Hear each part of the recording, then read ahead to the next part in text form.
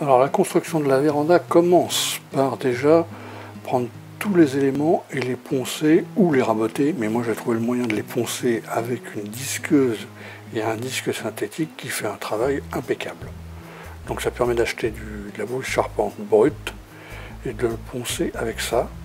Petit inconvénient, ça s'use très vite, mais ça fait un boulot parfait et qui n'use pas trop le bois, donc qui garde un peu les cotes qu'on a besoin.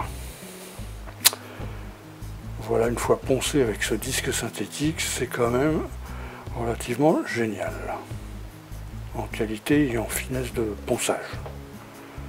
Bon, comme j'ai dit, beaucoup de poussière et ça s'use très vite.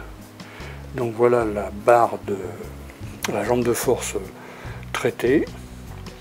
Là, je l'ai installée provisoirement avec un bastin pour pouvoir mettre à niveau, pour pouvoir cibler où je vais poser ma deuxième jambe de force en face sur l'autre mur opposé. Donc je préfère pas faire ça à la mesure, plutôt faire ça au niveau, parce que le sol, tout n'est pas excessivement d'équerre, donc vaut mieux mettre ça au niveau. Voilà, donc j'ai étayé pour soutenir parce que la jambe de force est fixée au mur avec des chevilles chimiques, une résine chimique avec des tiges filetées et boulonnées. Donc comme ça faisait pas longtemps que je l'avais fixé, malgré que c'était sec, j'ai préféré soutenir le temps que la prise soit vraiment sérieuse. Donc voilà. Donc là, après toutes mes mesures, la charpente définitive, le bastin principal qui sera au centre de la véranda, donc boulonné avec tiges filetées de part en part. Et après, les tiges filetées trop longues seront coupées et camouflées avec des caches écrous qu'on va voir plus tard, que j'ai fabriqué moi-même. Voilà, donc des caches écrous que j'ai fabriqué parce que ce que je trouvais c'était ou du plastique ou des caches écrous trop petits ou c'était pas beau quoi. Donc j'ai pris une sorte de manche à balai en hêtre, coupé, percé, trempé quelques minutes, quelques secondes dans de l'anti-insecte pour le protéger et il sera lasuré avec le reste. Alors voilà, on peut poser rempli de colle, ouais, et on colle ça sur le boulon. Donc ça fait quelque chose de propre. Bon, les poteaux, il y en aura 3 au total, donc ils sont en bois brut comme le reste. L'entaille pour poser le bastin, enfin le longeron.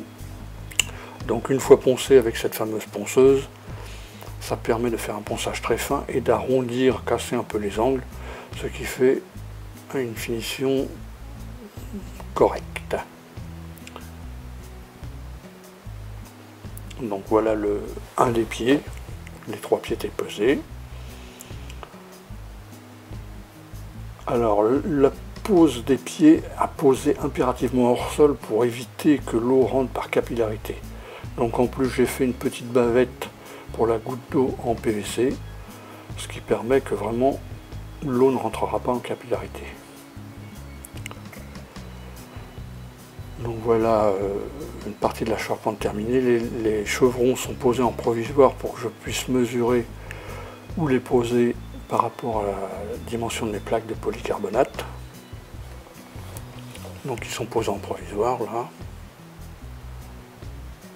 Parce qu'il y a des plaques de polycarbonate de plusieurs dimensions. Donc les plaques de polycarbonate. Alors sur internet j'ai cherché partout comment les couper parce que j'avais peur de faire des bêtises. Alors il y avait tout, scie circulaire, tronçonneuse, scie égoïne, c'était impossible. Donc moi j'ai fait des tests avec des chutes, j'étais obligé de faire des chutes. La scie sauteuse c'est l'idéal. Alors petit inconvénient, que ça soit avec n'importe quel mode de sciage, c'est tous les copeaux qui rentrent dans les alvéoles. Alors ça pour nettoyer ça, c'est une galère pas possible. Donc moi j'ai trouvé un compresseur air comprimé que j'ai, donc à l'opposé de la plaque, à l'opposé de la coupe, balancer de l'air comprimé dans toutes les alvéoles, ça nettoie nickel. Et en plus, pendant les travaux, le temps qu'on est en véloscope, s'il y a un peu d'eau, un peu de cochonneries qui sont rentrées, ça nettoie nickel. et après on verra plus loin, on met des scotch micro perforés pour éviter que toutes les saletés rentrent.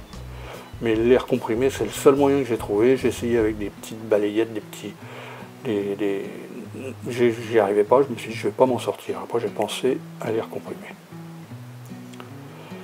Donc les profilés alu qui sont en deux parties, partie basse avec 2 joints en bas et partie haute avec 2 joints en haut. Et le fameux adhésif micro perforé pour permettre à l'eau, à l'humidité de s'évaporer et aux insectes de ne pas rentrer. À mettre sur les deux, en haut et en bas bien sûr.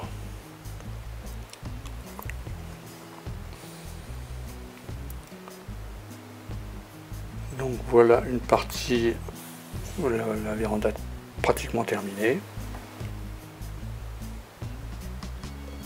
Tiens, un chat qui a trouvé un raccourci. Alors après coup j'ai fait des petites jambes de force pour mettre au niveau des poteaux au début de la véranda, parce que je trouvais que les bastings, enfin les longerons, étaient tenus que par une seule vis. Ça me paraissait un peu léger. Rebonjour le chat. Donc voilà les petites jambes de force que j'ai remis. Il y avait une vis centrale dans le bastin et c'est tout ce qui tenait, une seule vis. Donc là ça fait 4 vis qui tiennent et c'est un peu plus sérieux comme maintien. Voilà la dernière étape, la pose de la gouttière avec le calcul de sa pente bien sûr pour un écoulement optimal et le raccordement sur la gouttière principale de la maison. Et voilà, c'est terminé.